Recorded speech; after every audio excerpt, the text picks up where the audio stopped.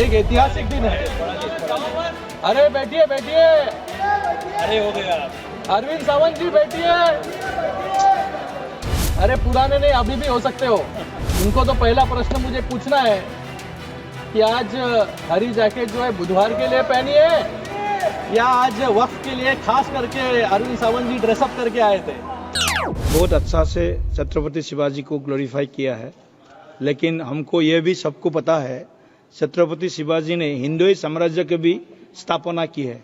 ये भी सदन के माध्यम से सबको जानकारी होना चाहिए। माननीय सदस्य श्री श्रीकांत शिंदे जी, सभापति महोदय कि आपने मुझे इस बहुत ही महत्वपूर्ण बिल पर बोलने का अवसर दिया। मैं मेरे पार्टी शिवसेना और हमारे नेता एकनाथ शिंदे जी की तरफ से इस बिल का पूरी तरीके से समर्थन करता हूं और आज एक ऐतिहासिक दिन है। अरे बैठिए बैठिए, अरे हो गया। अरविंद सावंत जी बैठिए। आप please address to this chair please. आज सबसे बड़ा महत्वपूर्ण दिन है, उस पर भी आऊंगा। महत्वपूर्ण दिन है कि पहले 370, फिर ट्रिपल तलाक और आज सीए और आज गरीब मुस्लिम भाइयों के उद्धार के लिए ये वक्त का बिल इस सदन में लाया गया है। आज यहां पर कुछ साथी, अरे पुराने नहीं, अभी भी हो सकते हो। उनको तो पहला प्रश्न मुझे पूछना है कि आज हरी जैकेट जो है बुधवार के लिए पहनी है या आज वक्त के लिए खास करके अरविंद सावंत जी ड्रेसअप करके आए थे।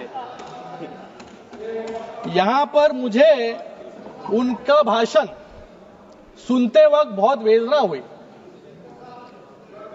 बहुत ही शॉकिंग था कि अरे वक्त पे ही बोल रहा हूं बाबा। इधर देखिए, इधर सामने। मुझे इनसे आपसे बात कर रहा हूं सर, सामने देखिए। इनसे मुझे यूबीटी वालों से प्रश्न पूछना है। अपनी अंतरात्मा से इनको प्रश्न पूछना चाहिए कि बाला साहब आज होते तो ये क्या आज ये भाषण कर पाते यहां पर?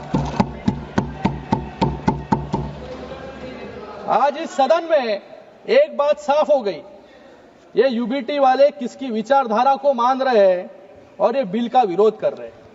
इनके पास एक सुनहरा अवसर था अपनी गलतियों को सुधारने का, अपने इतिहास को संभालने का और विचारधारा को जिंदा रखने का, जिसके लिए कभी बाला साहब ठाकरे जी ने आंदोलन किया था। लेकिन अफसोस यूबीटी वालों ने उस विचारधारा को तो पहले ही बुलडोजर के तले जो है सुरोड़ मरोड़ दिया है। बाला साहब की जो विचारधारा थी वो स्पष्ट थी, हिंदुत्व की रक्षा, देश की एकता और बाकी धर्मों के लोगों के लिए सम्मान। लेकिन आज अगर बाला साहब यहां होते तो यूबीटी का डिसेंट नोट यहां पर अगर पढ़ते तो उनके आत्मा को बहुत वेदना जो है होती। मैं यहां पर यूबीटी का एक डिसेंट नोट जो है लेकर आया हूं। इन्होंने यहां पर कहा है कि नॉन मुस्लिम मेंबर वक्फ बोर्ड में नहीं होने चाहिए और उसके ऊपर वो वकालत वहां पर कर रहे थे कि जो बाला साहब हमेशा हिंदुत्व के लिए लड़ रहे थे। मुझे लगा इनको सिर्फ हिंदुत्व से एलर्जी थी, लेकिन आज हिंदुओं से भी एलर्जी जो है यूपीटी को होने लग गई है आज। और एक डिसेंट नोट में उन्होंने पॉइंट कहा, protect and preserve the properties which are personal properties dedicated by various rulers, nawabs and zamindars. हम ऐसे ही नहीं कहते कि औरंगजेब के विचारधारा पे इन लोग चल रहे हैं, अफजल खान के विचारधारा पे चल रहे हैं, लेकिन अभी उनके प्रॉपर्टी को प्रोटेक्ट करने के लिए खुलेआम जो है पत्र लिखने का काम भी यूबीटी वालों ने किया है। और इन्होंने यहां पे अभी कहा वैंडलाइजेशन ऑफ द औरंगजेब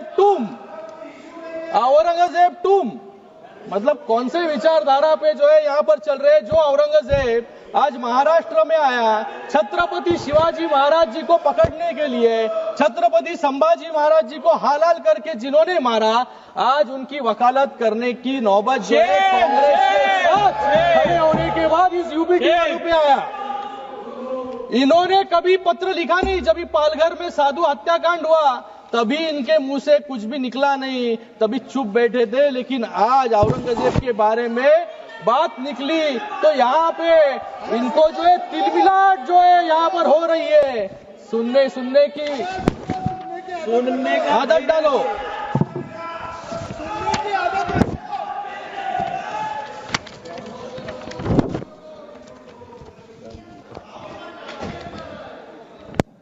मैं यहाँ पर इन्होंने और कहा है, यहाँ पर 370 कलम हटाने के बाद कश्मीर में क्या हुआ। बाला साहब ठाकरे जी जब भी थे तभी उन्होंने कहा कि मुझे एक दिन अगर प्रधानमंत्री बनाएंगे तो सबसे पहले मैं 370 कलम को हटाऊंगा।